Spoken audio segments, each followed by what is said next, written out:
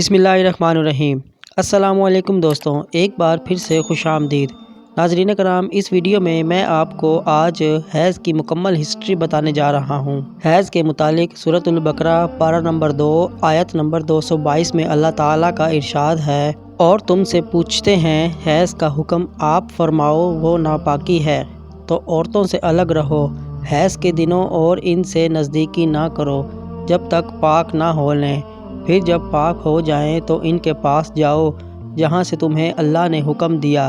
یہود ایام حیض میں عورت سے بالکل قطع تعلق کر لیا کرتے تھے، ایک ساتھ اٹھنا بیٹھنا ترک کر دیتے تھے، یہاں تک کہ عورتوں کے ساتھ کھانا پینا بھی ترک کر دیتے تھے، اور اس کے ہاتھ کا پکا ہوا کھانا بھی ناپاک خیال کرتے تھے۔ اور مشرکین عرب کا رویہ بھی تقریباً ایسا ہی تھا، جبکہ نصارہ ان دنوں میں کسی قسم کا پرہیز نہیں کیا کرتے تھے، یہاں تک کہ ہم بستری سے بھی باز نہیں آتے تھے۔ جب آپ صلی اللہ علیہ وآلہ وسلم سے حیض کے متعلق دریافت کیا گیا تو یہ آیت مبارکہ نازل ہوئی۔ اس آیت مبارکہ سے جو حکم واضح ہوتا ہے، اس میں نہ افراط یعنی زیادتی ہے اور نہ تفریط یعنی کمی ہے، بلکہ اسلام کی روایتی میانہ روی اور اعتدال جلوہ فرما ہے۔ حیض کی حالت میں صحبت منع کر دیا گیا، کیونکہ مرد عورت کا فائدہ اسی میں ہے، کیونکہ عورت کی طبیعت ان دنوں نڈھال ہوتی ہے۔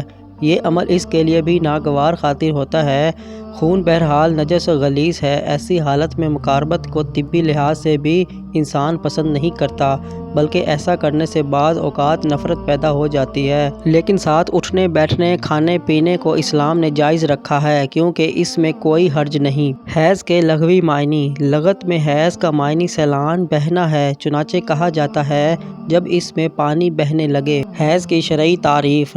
شریعت میں حیض وہ خون ہے جو عورت کے بالغ ہونے کے بعد اوقات مقرر میں اس کے رحم کے نچلے حصے سے نکلے، اور کہا گیا ہے حیض وہ خون ہے جس کو ایسی عورت کا رحم پھینکے جو بیماری اور کم سنی سے سلامت ہو۔ بعض فقہائے کرام نے اس کی تعریف یوں کی ہے، حیض ایک شرعی معنی ہے جو بغیر ولادت رحم سے خون آنے پر پیش آتا ہے، جس کی وجہ سے عورت بعض امور شرعیہ سے روک دی جاتی ہے۔ حیض کے مختلف 8 نام ہیں: حیض، طمس، ضحک، اکبار، آثار، دراس، راک، فراق، لہمس اور نفاس۔ سرور کائنات صلی اللہ علیہ وآلہ وسلم نے ام المومنین حضرت عائشہ رضی اللہ تعالی عنہ سے فرمایا، تمہیں حیض آ گیا ہے۔ حیض کا سبب۔ بعض افراد فرماتے ہیں کہ حضرت حوا علیہ السلام نے جب شجر خلد سے تناول کیا تو اللہ تعالیٰ نے ان کو اس میں مبتلا کیا، اور اس کو اسی سبب سے ان کی بیٹیوں میں قیامت تک باقی رکھا۔ جیسا کہ حضرت ابن عباس رضی اللہ تعالیٰ عنہ سے مروی ہے کہ حیض کی ابتدا حضرت حوا علیہ السلام کو اس وقت سے ہوئی جب ان کو جنت سے اتارا گیا۔ بخاری شریف میں کتاب الحیض کے باب میں مذکور ہے کہ اللہ کے رسول صلی اللہ علیہ وآلہ وسلم کا ارشاد ہے کہ یہ وہ شے ہے جسے اللہ تعالیٰ نے آدم علیہ السلام کی بیٹیوں میں مقرر کیا ہے۔ بعض نے کہا ہے کہ سب سے پہلے بنی اسرائیل کی عورتوں سے حیض شروع ہوا۔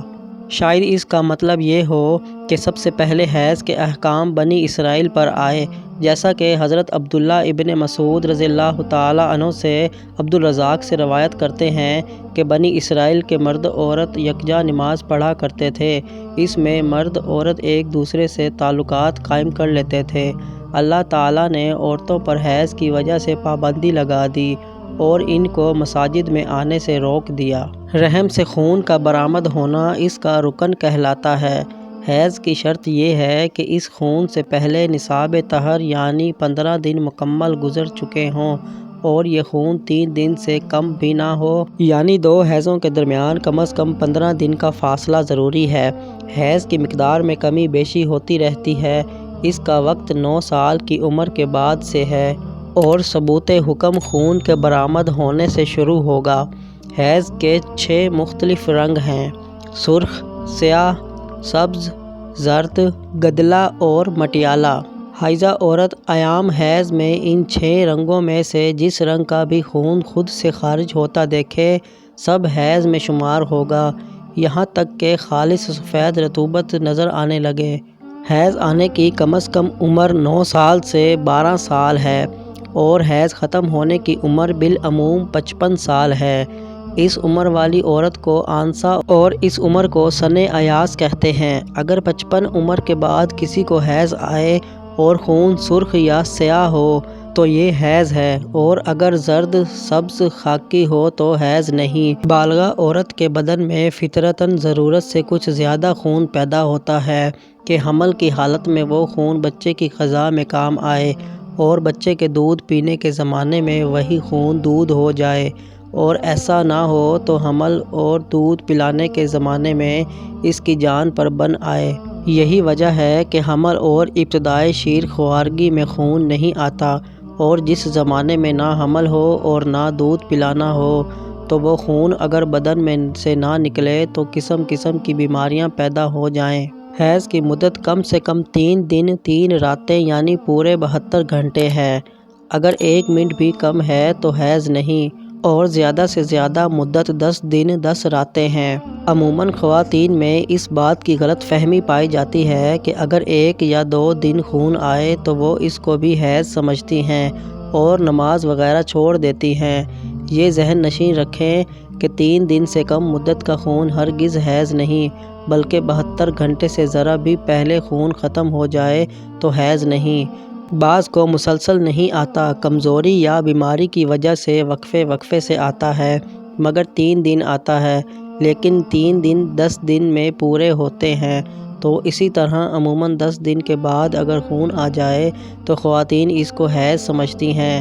ایسا نہیں ہے، بلکہ اگر 10 دن کے بعد بھی خون جاری ہو تو یہ حیض نہیں۔ دارقطنی نے حضرت ابی امامہ رضی اللہ تعالیٰ عنہ سے روایت کیا کہ حضور اکرم صلی اللہ علیہ وآلہ وسلم نے فرمایا کہ باکرہ اور شادی شدہ عورت کے لیے حیض کی مدت کم سے کم 3 دن اور زیادہ سے زیادہ 10 دن ہے، اور 10 دن سے زائد ہو تو وہ عورت مستحاضہ ہے۔ 2 حیض کے درمیان پاک رہنے کی کم سے کم مدت 15 دن ہے، اور زیادہ کی کوئی حد نہیں۔ لہٰذا اگر کسی وجہ سے کسی کو حیض آنا بند ہو جائے تو جتنے مہینے خون بند رہے گا پاک رہے گی۔